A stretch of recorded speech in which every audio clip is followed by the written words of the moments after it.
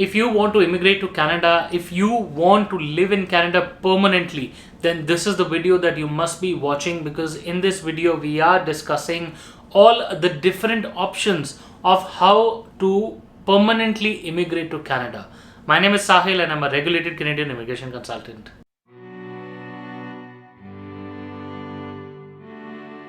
So guys, welcome back once again. My name is Sahil and I'm a regulated Canadian immigration consultant, and today in this video we're discussing on your various options of immigrating to Canada permanently. But before we start, please take a note of my contact details in the description box and on the screen right now. You can drop in a line, send us a WhatsApp message, and we will get back to you as soon as we can. Guys, please note, if you are watching this video for the first time, please subscribe to the channel, hit the bell icon so that you are reminded of any updates and you're notified of any and all videos that we upload about Canadian immigration, the program and the delivery updates. So guys, quickly getting on with this video today, we are discussing the various options under Canadian immigration if you want to immigrate to Canada permanently, and we have 7 options for you, and you might fit under one of them, and if you are not fitting under the any of the options, then the 7th option that I'm going to share is probably looking at how you can make your way towards Canadian immigration. So guys, the first category is totally dependent on your profile, which is if you are a skilled worker, then you can look at an important option, which is the express entry. Now guys, to quickly classify, express entry is basically an online management system where skilled workers can apply for permanent residence and use this express entry portal. Okay, the express entry system works essentially on certain points. So if you have the right age, education, language, work experience and certain other conditions, then you can stand a very good chance under the express entry system and you can immigrate to Canada, and there will be a separate video talking just about express entry coming very soon. So guys, the second option is a family sponsorship, which clearly indicates that if your family member is already a Canadian permanent resident or a Canadian citizen, then he or she can sponsor you, maybe you and your other family members, for a permanent residence. Guys, the basic category whether and how you should be related to that PR and or that citizen is that you could be a spouse, a parent, a grandparent, a dependent child or an adopted child.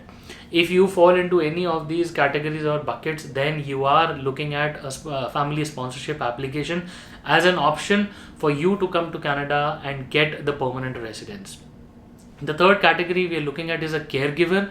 If you are providing care for a child or a person in need, for example an old age person, then a caregiver category is definitely one of the categories where you can immigrate to Canada and get your permanent residence. There are certain conditions that you must meet, but it is definitely one of the buckets that you can look at. Guys, the fourth category we are discussing today is the business, the entrepreneurial category, where the person who is immigrating to Canada can either be looking at a startup or a self-employed, or rather other provincial nomination entrepreneurial programs also. But you can definitely come to Canada, get your PR under this particular category. Okay, so business entrepreneur is the fourth category that we are looking at. The fifth very famous category is the PNP, the Provincial Nomination Program, where a person can be well suited to a province, right? So the Canadian provinces have their own set of requirements. So I mean, the different provinces, let's say Ontario, British Columbia, Saskatchewan, all have their own set of requirements and their own set of demands for their labor market or their own province, right? So if you are that person who fits into those requirements, then you could be looking at a PR under the provincial nomination. And the provincial nomination is not necessarily oriented towards your express entry only.